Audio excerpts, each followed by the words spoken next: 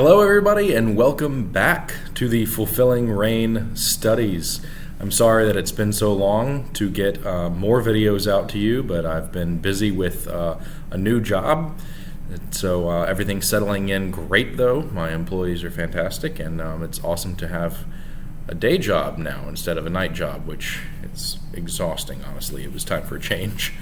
So let's recap a little bit, because I know it's been probably about a month now since we last talked about our Fulfilling Rain studies that's ongoing right now. We have been talking about the giants of antiquity, and we started out in Genesis, and then we went through Exodus, the Exodus from Egypt and into the conquering of Canaan.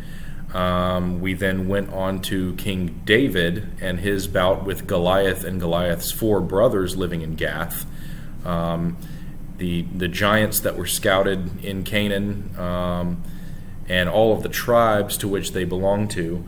And then episode 5 was Jesus and the healing of the Gerasene demoniac. So we took it from the Old Testament into the New Testament. And so just to recap really quick, we were talking about how in the days of Jared, a certain sect of fallen angels, a certain group of fallen angels called the Watchers, descended on Mount Hermon, which is in northern Israel in the region of Bashan.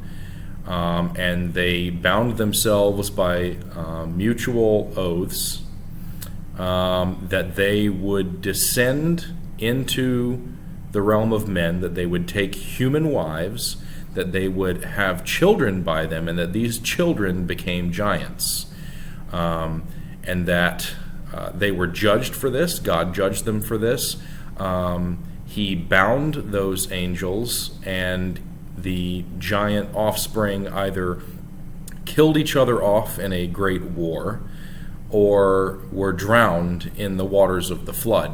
And that when these giants die, we also talked about the monsters. Let's not forget those. So there were the giants and there were the monsters. The monsters were the hybridized offspring of the Watchers' genetic material and animals, because the book of Enoch also says that they sinned against animals. And so you had the monsters and you had the giants, the Nephilim. And that when these two things die, the spirits that emanate from their bodies are evil spirits, and they become demons, and they are forced to roam the earth until the judgment day. So that's what we've talked about concerning the Old Testament and the ancient world. And then when we came into the New Testament with Jesus, we see him dealing with these demons. So Jesus is now proclaiming judgment on these demons and saying, you don't belong here, this is my land, these are my people, you have no claim to them. And so this is the message of Jesus to these spirits. And so today what we're talking about is Jesus descending into the underworld. So at the beginning of his ministry, he is healing the sick, he is raising the dead, he is casting out demons, and he is telling people that the Son of Man must be crucified, and must die, and must descend into the dead, and then on the third day must rise again. So, this is something that fresh Christians, especially when I was a kid, was not really aware of. You think, okay, Jesus dies on the cross, he's buried, he's put into a tomb. He's not just sitting there for 3 days. He's not just waiting. He's not in heaven either. He has not been able to ascend to the Father. This is why he tells Mary, when she sees him in the garden, he says, do not cling to me, for I have not yet ascended to my Father in heaven. So what was he doing in the tomb for those 3 days? Well, he wasn't in the tomb. He descended into Sheol, into the underworld, into the prison of all spirits who die at that time. So first of all, let me talk about a concept known as the Abraham's bosom. Okay. Before Jesus, if any of you have wondered, what happened to all the people who died before Jesus came? Did everybody go to hell? Well, yes and no. So there were allotments in the underworld. There were places where certain people would go and others would go elsewhere. Abraham's bosom is one of these exceptions for those who, before the time of Christ, would have been considered godly people who lived their life making sacrifices, prayers, and supplications unto God, and honestly trying to live their lives in a way that God would find pleasing. Yes, they still went to hell. They still went to the underworld on a large scale, term. But they didn't go to the lake of fire. So these people were not being tormented in the underworld, so to speak. God provided the righteous who died before Christ with sort of I don't want to call it purgatory because that's Catholic. But there was a waiting cell, so to speak, where the godly and the righteous would have waited on their Messiah to lead them out of the underworld and into paradise. This is why Jesus, when he's on the cross and he looks at that thief next to him, and the thief says, "Remember me when you come into your kingdom," and Jesus says, "Truly I say to you, today you will be with me in paradise." Because this is the crux, this is the turning point of all of that, of the afterlife in general. This is the end of sin and the hold that it has over our lives. This is the end of the grave and the claim it has on our souls. Up until this point, every human, when they die, is claimed by Sheol. This is where it changes. This is where Christ gains the victory and the keys to Sheol, the underworld, and death. So let me first talk about what the book of Enoch says about this. Okay? And once again, I'm going to be putting these things on the screen so you can follow along with me. But this is what the book of Enoch says about the resurrection of the dead. Okay, and this is taken from Enoch chapter 51, verses 1 through 5. It says this: "And in those days shall the earth also give back that which has been entrusted to it, and Sheol also shall give back that which it has received, and hell shall give back that which it owes. For in those days the elect one," this is talking about Jesus, "shall arise, and he shall choose the righteous and holy from among them. For the day has drawn nigh that they should be saved. And the elect one shall in those days sit on my throne," the throne of God, "and his mouth shall pour forth all the secrets of wisdom and counsel. For the Lord of spirits hath given them to him and hath glorified him. And in those days shall the mountains leap like rams, and the hills also shall skip like lambs satisfied with milk. And the faces of all the angels in heaven shall be lighted up with joy, and the earth shall rejoice, and the righteous shall dwell upon it, and the elect shall walk thereon." Okay, so this is in the book of Enoch, chapter 51, and it's talking about a prophecy when Jesus is going to arise on the earth. And he is going to save those that the grave had previously claimed for itself. That hell and Sheol have said, "I have claim on that," and Jesus says, "Not anymore, you don't. They're mine now." Okay? So let's now move forward. Okay, we're still going to be ancient world, Old Testament. Okay, so let me read you something from Zechariah. This is Zechariah chapter 9, where it contains a prophecy about the Messiah. This is the same chapter where it talks about him riding on a donkey. But this is Zechariah chapter 9, verse 11, and it says this: "As for you also, because of the blood of my covenant with you, I will set your prisoners free from the waterless pit."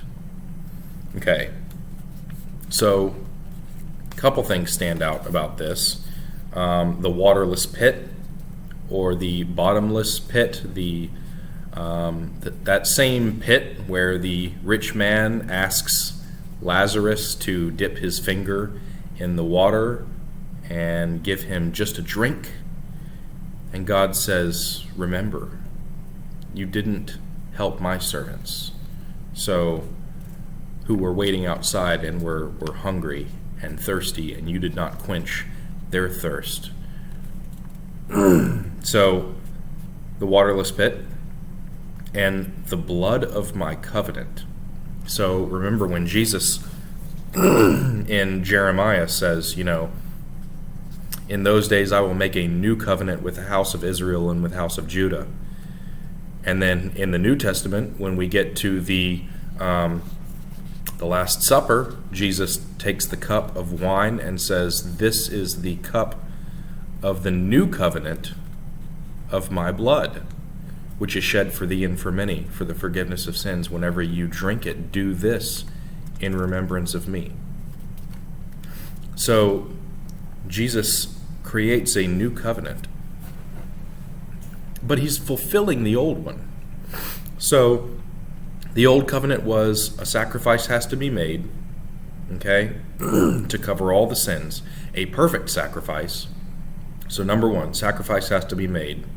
Number two, has to be a perfect sacrifice. Number three, a man has to make it. A son of Adam has to make the sacrifice. But there are problems with that, because number one, there is no perfect sacrifice among men, among this earth. Okay. Two, there is no perfect man. And three, man just, he can't do this. He can't do this. Another problem is that God can't do it for us as God. And there's the loophole. He can't do it for us as God, but he can do it for us as man.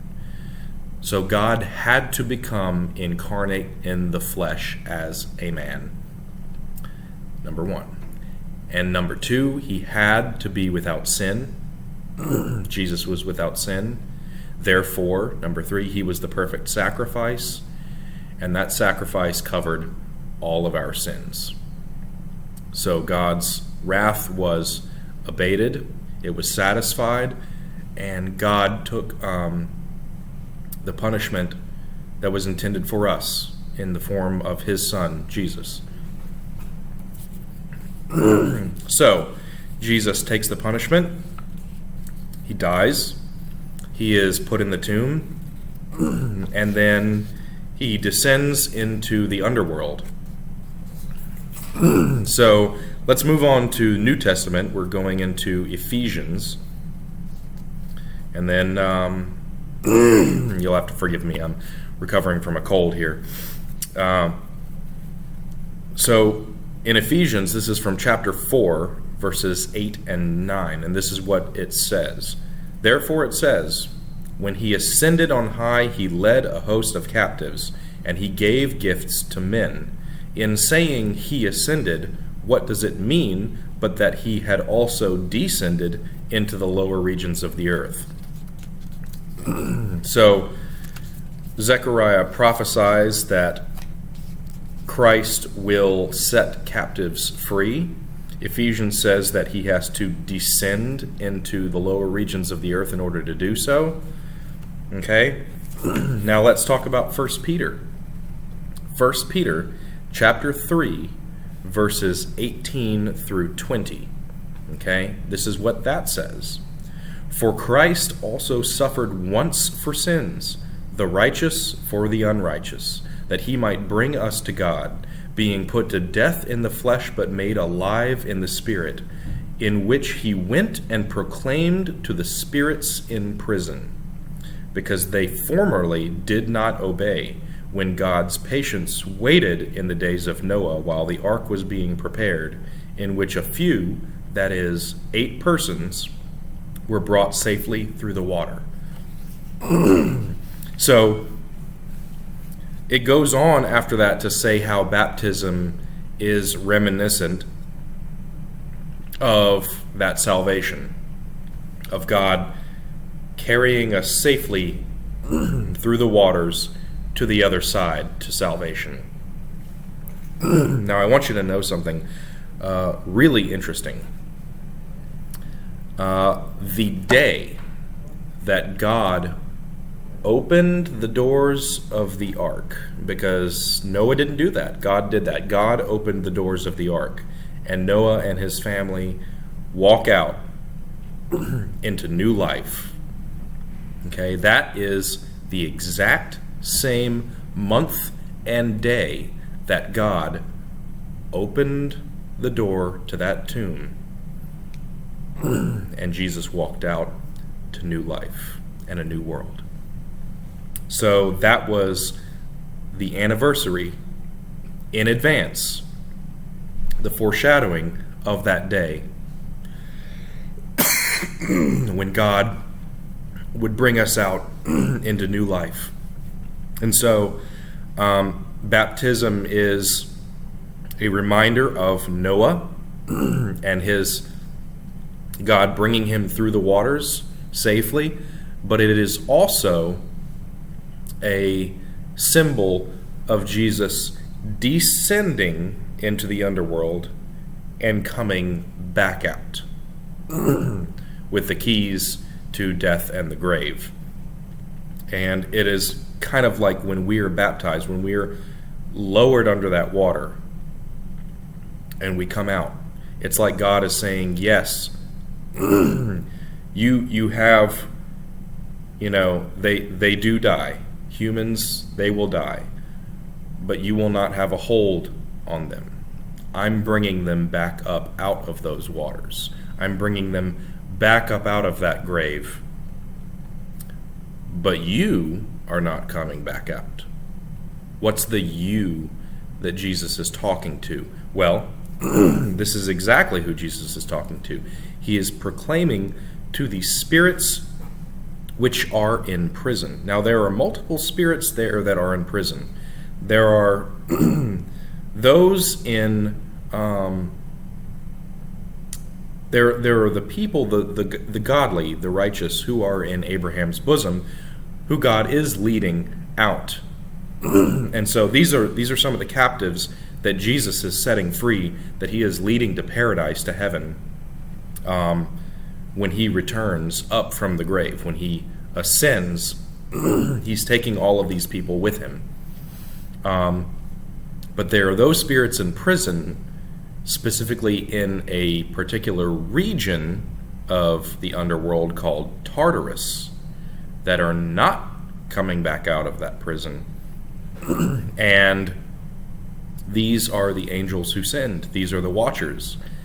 And so, presumably, when Jesus is down there and he is rescuing the captives who have been waiting on him in Abraham's bosom, he is also proclaiming to the angels who are imprisoned down there, I've won. It's over. The battle is won. The war is won. I have the victory. I have the keys to death and the grave. Sin has no longer any hold over my people, and your days are numbered. That's what he's saying. So this is what Jesus went to do when he was in the grave for those 3 days. We're going to talk a little bit more about this because the next video, I'm doing 2 at a time. Excuse me. Frog in my throat. I'm doing 2 videos at a time. And So the next one is going to be about those angels which are in prison, who they are, why they're there, and we're going to be talking about the mentions of those in the book of Enoch, in 2 Peter, and in Jude. And also in Jude, we're going to be talking about how he alludes to the book of Enoch. Because I want to go through this study with you knowing, that when I'm quoting from the book of Enoch, I'm not just pulling a rabbit out of a hat. I'm not just quoting some Gnostic gospel or any garbage like that. No, this is something that Jews all the way from through First and Second Temple periods would have known as a fact, would have accepted as canon. The Ethiopian church accepts it as canon today, but a lot of people tend to think, if they know about the book of Enoch, they tend to think that this is just some weird, like extra biblical text that was written, sometime in the early 2000s. But this isn't the case, and I want to show this by showing how many people in the Old and the New Testament quote from the book of Enoch, and that these people believed it as canon, and this is why a lot of what's going on in Scripture is not being overly explained, because they would have assumed that the people of this time would have already known the context in which they're speaking. So they're not going to explain to us readers in 2022, what they mean when they say this or when they say that, because they'll just assume, well, these readers like us are going to know about the book of Enoch, and they're going to know about what it says already. But yeah, so I want to show you those references in 2 Peter and in Jude regarding the book of Enoch. And then after that, so this will be episode 6. The next one will be episode 7. And then 8 and 9 are going to be on Revelation. I have to split Revelation into 2 videos. Can't do them both in one. So 8 and 9 will be on the book of Revelation. And then episode 10 is just going to be a recap of everything. And it should be quick.